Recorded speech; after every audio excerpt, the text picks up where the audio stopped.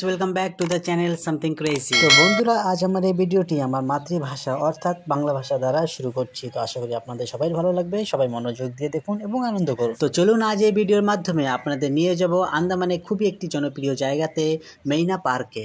এই পার্কের প্রকৃতির সৌন্দর্য তৃপ্তি আপনি উপভোগ করতে করতে বিভিন্ন বিষয় আন্দামানের ব্যাপারে জানতে পারবেন।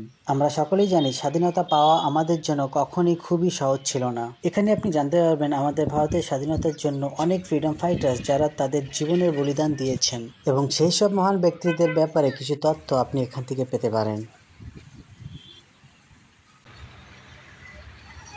নেতাজি সুভাষচন্দ্র বোস, ওনার এক বিশাল স্ট্যাচু আপনি পার্কে দেখতে পাবেন, যে স্ট্যাচুতে তার আঙ্গুলি দ্বারা তিনি কোনো এক দিক ইঙ্গিত করছেন। নেতাজি সুভাষচন্দ্র বোস প্রথমবার আন্দামানের রাজধানী পোর্ট ব্লেয়ারে 30শে ডিসেম্বর 1943 সালে জিমখানা গ্রাউন্ডে ফ্ল্যাগ হোস্টিং করেন। আর এখানে ওনার এই স্ট্যাচু আঙ্গুলের দ্বারা ওই দিকটাকে ইঙ্গিত করছেন। আসুন আমরা সবাই মিলে ওনার সেই সময়ের খুঁজে পাওয়া একটি পুরনো ভিডিও ক্লিপ আমরা দেখি এবং বিষয়টা কিছুটা বোঝার চেষ্টা করি।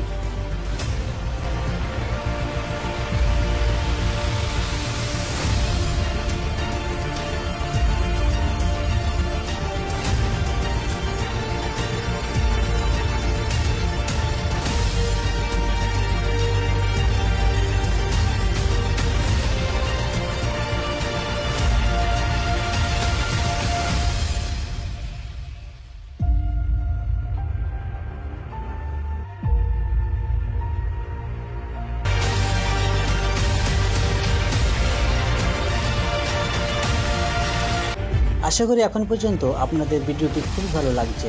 চলুন আগে বাড়া যাক।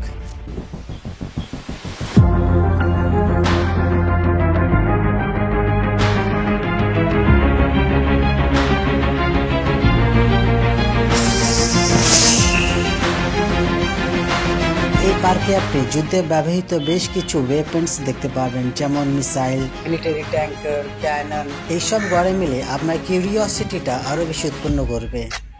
এখানে আপনি একটি রিয়েল মিলিটারি ট্যাঙ্কার দেখতে পাবেন, যেটা এখন এই পার্কে পাবলিকদের অ্যাট্রাক্ট করার জন্য এবং এই পার্কের সৌন্দর্য বাড়ানোর জন্য রাখা হয়েছে, যেটা একসময় যুদ্ধের ভূমিতে কতই না প্রমাণ করেছিল হবে। তারপরে চলুন আগে বাড়া যাক আর আমরা আমাদের ছোটবেলাকে খুঁজে পাই। তারপর এখানে আপনি বাচ্চাদের জন্য ছোট একটা খেলার জিম খুঁজে পাবেন, আর আপনার মনে হবে আপনি নিজে যেন একটা ছোট বাচ্চা। তাই আমি একটু আনন্দ করে নিলাম। আসলে এই জায়গাটা খুবই সুন্দর। এখানে আসলে আপনি আপনার সেই ছোটবেলা আপনাকে খুঁজে পাবেন। প্রকৃতির পরিবেশ যে এতই সুন্দর হয়, আপনি এই জায়গাটায় না আসলে হয়তো বুঝতে পারবেন না। আমি বলবো নিশ্চয়ই একবার আপনারা এখানে আসুন আর আনন্দ করুন, আর দেখুন মেরিনা পার্কে প্রকৃতি পরিবেশটা কি সুন্দর।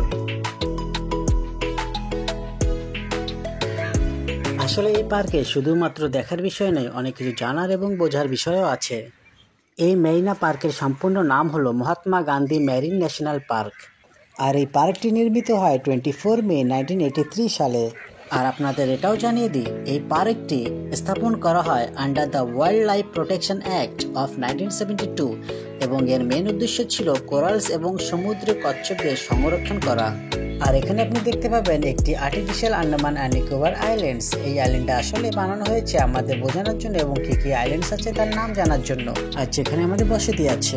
আচ্ছা, আপনারা কি জানেন আমাদের আন্দামান এবং নিকোবর দ্বীপপুঞ্জ 1789 অর্থাৎ 1789 সালে ইংলিশ ইস্ট ইন্ডিয়া কোম্পানি দ্বারা খুঁজে পাওয়া হয়। আশা করি আপনারা এই ভিডিওর মাধ্যমে বুঝতেই পারছেন যে এই পার্কের পরিবেশটা আসলেই কত সুন্দর। চারিদিকে দেখতে পাচ্ছেন রং বেরঙের গাছপালা এবং ছোট বড় সবাই মিলিয়ে একটা হইহুল্ল। আসলে কি সুন্দর লাগছে এই দৃশ্যটা।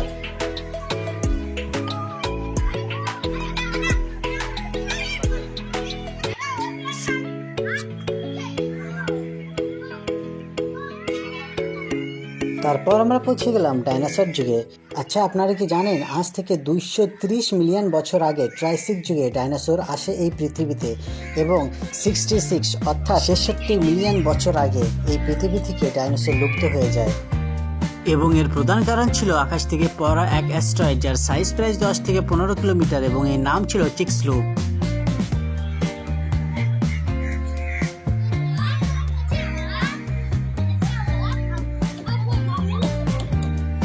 এই পার্কটির প্রকৃতি সৌন্দর্য বৃদ্ধি পাওয়ার আরেকটি প্রধান কারণ হলো এই পার্কটি সমুদ্রের পাশে অবস্থিত এবং বিভিন্ন রাজ্য থেকে লোকেরা এখানে আসে অনেক কিছু দেখতে এবং জানতে, যেমন সেলুলার জেল, রস আইল্যান্ড, প্রকৃত সৌন্দর্য, বিচ, আরও বিভিন্ন কিছু।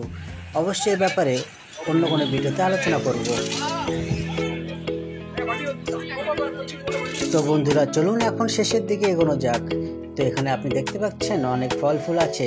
এই পার্কে শুধুমাত্র দেখার জন্য নয়, খাওয়ার জন্য অনেক কিছু আছে। তো কিছু আমিও খাই, আর আপনারা আমার সঙ্গে চলুন এবং সঙ্গে থাকুন। আবার দেখা হবে পরের ভিডিওতে। আর আশা করি এই ভিডিওটি আপনার ভালো লেগেছে। আর যদি সত্যি একটু ভালো লেগে থাকে, লাইক, কমেন্ট এবং সাবস্ক্রাইব নিশ্চয়ই করবেন। আর হ্যাঁ, শেয়ার করতে ভুলবেন না কিন্তু।